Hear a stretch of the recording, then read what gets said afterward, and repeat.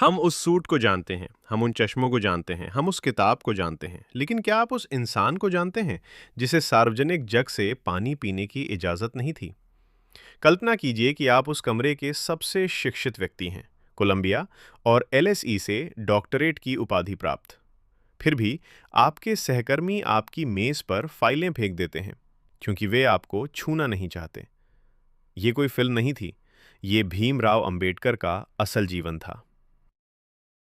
अनकहा संघर्ष, the untold hustle.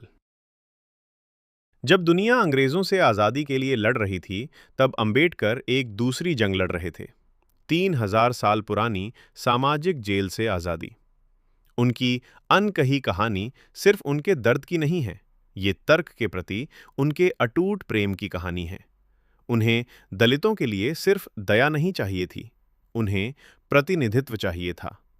उन्होंने विदेश में एक आरामदायक जीवन छोड़ दिया ताकि वे उस देश में वापस आ सकें जिसने उनकी परछाई को भी पाप माना था, ताकि आज आपके पास वोट देने, काम करने और एक समान नागरिक के रूप में जीने का अधिकार हो।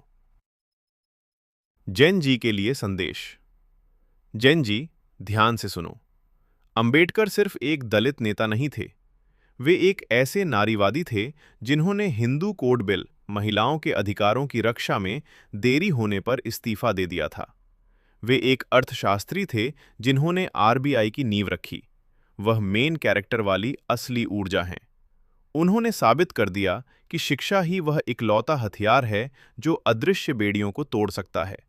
अगर आपको कभी लगता है कि आप समाज के बाहर हैं, तो याद रखें, जिस व्यक्ति को कक्षा के बाहर रखा गया था, उसी ने पूरे देश के लिए नियम लिखे। उन्हें सिर्फ एक मूर्ति के रूप में देखना बंद करें, उन्हें एक ब्लूप्रिंट के रूप में देखना शुरू करें। शिक्षित बनो, संघर्ष करो, संगठित रहो। यही वाइब है, यही उनकी विरासत है। नफरत क्यों है?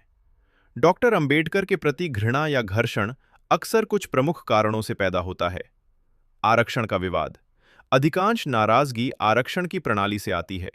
लोग अक्सर इसके लिए अंबेडकर को दोषी ठहराते हैं। ये भूल जाते हैं कि इसे अवसरों के एक बड़े ऐतिहासिक अंतर को पाटने के लिए बनाया गया था। परंपरा को चुनौती। वे उन धार्मिक ग्रंथों के कड़े आलोचक थे जो जाति व्यवस्था को उचित ठहराते थे।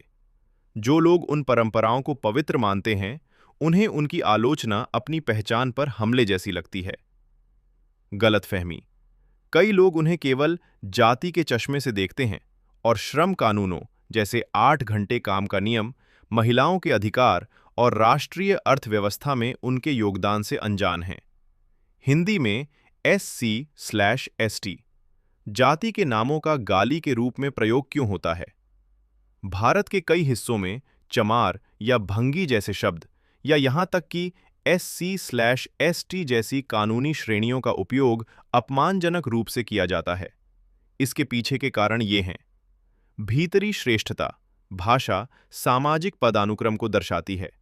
सदियों से कुछ व्यवसायों, सफाई, चमड़े का काम को अशुद्ध माना जाता था।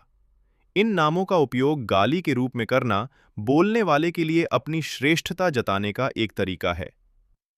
पहचान को हथियार बनाना। जाति के नाम को गाली के रूप में इस्तेमाल करके बोलने वाला यह कहना चाहता है, चाहे तुम कितने भी सफल या शिक्षित हो जाओ, तुम्हारी पहचान अभी भी इसी निम्न श्रेणी से जुड़ी है। सामान्यीकरण। कई घरों में इन शब्दों को गंदा, अशिष्ट या कम बुद्धिमान के पर्यायवाची के रूप में अगली पीढ़ी को सौंप दिया जाता है। इसे तोड़ने के लिए सचेत रूप से अनलर्निंग की आवश्यकता है।